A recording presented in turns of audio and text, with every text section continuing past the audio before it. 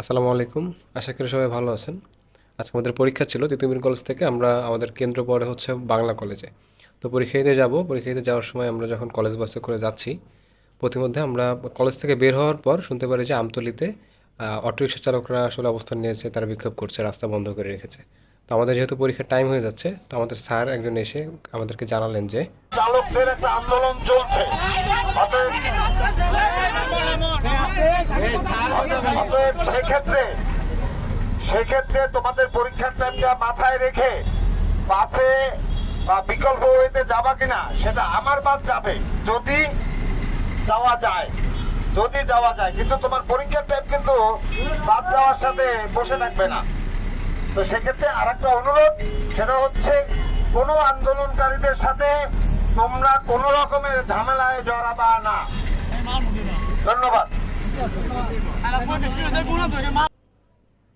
তো স্যার এখানে আমাদেরকে জানালেন যে তিনি কলেজ থেকে বাস দিবেন।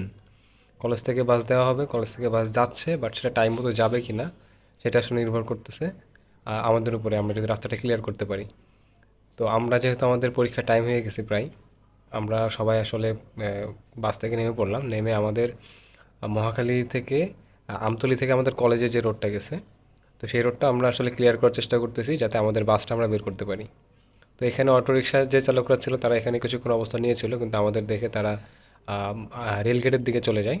তো সেখানে তারা রাস্তা অবরোধ করে রাখে। কিন্তু আমাদের পরীক্ষা যেহেতু আমাদের যেতেই হবে, তো আমরা যখন এই দিক দিয়ে যাচ্ছি, তো ভাই আমাদের এখানে আমাদের সাথে অটোরিকশা চালকদের কোনো ধরনের সংঘর্ষ বা মারামারি কিছুই হয়নি।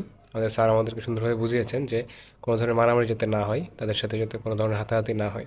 তো আমরা ঠিক মতো রাস্তা ক্লিয়ার করে আমাদের মতো চলে গিয়েছি। তো এখানে আসলে বলে রাখা ভালো, যেহেতু তিতুমির নিয়ে অনেক সমালোচনা হচ্ছে যে আমরা মারামারি করছি, আমাদের চাকরি দিবে না, এই অনেক কিছু।